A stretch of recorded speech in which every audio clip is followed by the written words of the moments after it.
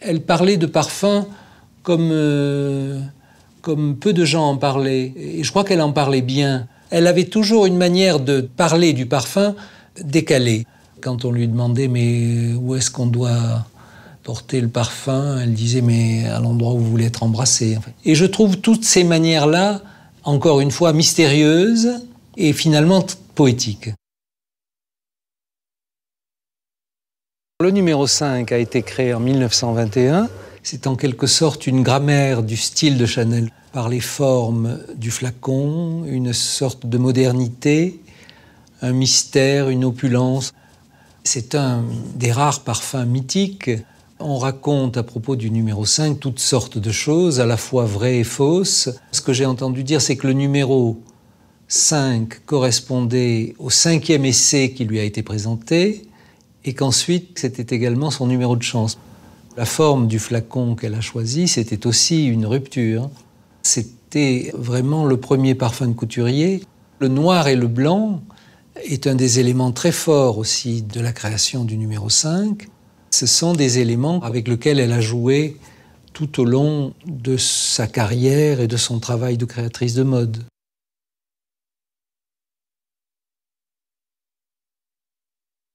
Les composants principaux du numéro 5 sont la rose, l'ylang-ylang, le jasmin et du bois de santal. Enfin, c'est surtout le jasmin. Je pense qu'il n'y a aucun parfum qui contienne autant de jasmin que le numéro 5.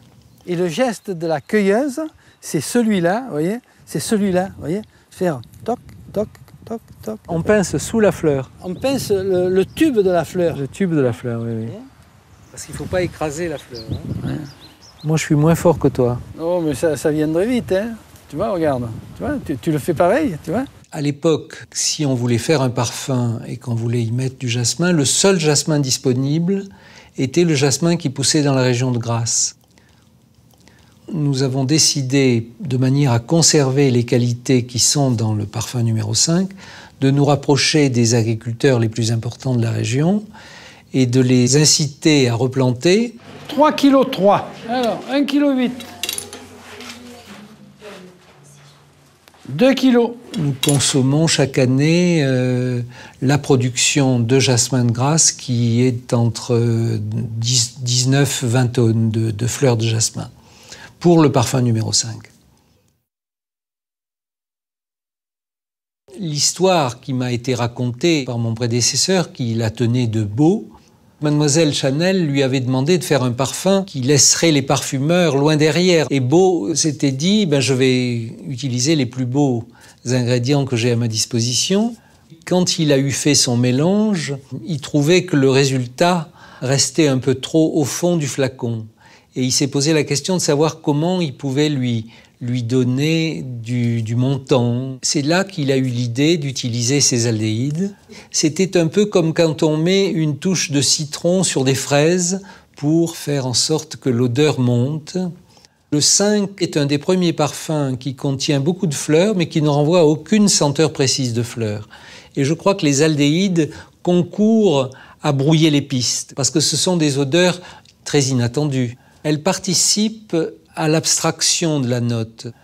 Il y a un grand soin qui est sur tous les plans apporté au numéro 5. Par exemple, dans le laboratoire, on s'occupe du numéro 5 presque quotidiennement, dans le sens où on sélectionne très méticuleusement toutes les qualités qui rentrent dans le numéro 5.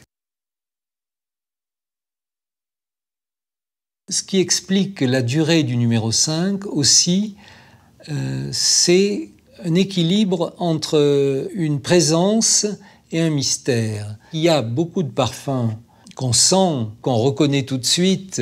Ces parfums-là, finalement, s'usent. Le 5 n'a jamais été comme ça. Chaque femme peut s'ajouter au numéro 5.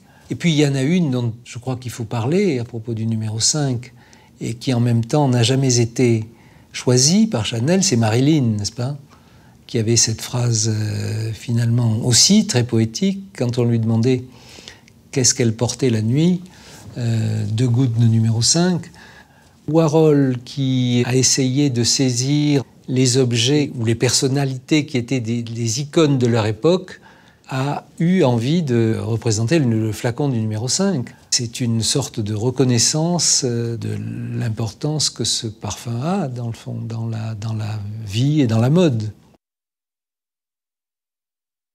À l'époque, quand on créait un parfum, c'était toujours sous la forme du parfum, de ce qu'on appelle aujourd'hui l'extrait. L'extrait renvoyait à un geste très précieux, n'est-ce pas? C'était une goutte derrière l'oreille, entre les seins. Depuis, le parfum a évolué, le geste a changé, c'est du spray. Plutôt que de modifier ce qui existait, la société Chanel a fait en sorte de toujours accompagner avec la création d'un nouveau parfum les évolutions. Il y a eu d'abord l'eau de toilette. Le parfumeur qui a créé l'eau de toilette a ajouté un accord bois de santal, par exemple, qui fait que c'est un peu différent de l'extrait. Plus tard, on m'a demandé de faire l'eau de parfum. C'était à une époque où, au contraire, on attendait des produits dérivés de l'extrait d'être le plus fidèle possible à l'extrait. Et puis récemment, j'ai fait l'eau première de numéro 5. C'est un parfum qui a été fait pour toutes celles qui me disaient trouver le parfum numéro 5 formidable, mais que c'était pas pour elles. L'eau première est une version plus fraîche, plus facile, plus transparente du numéro 5.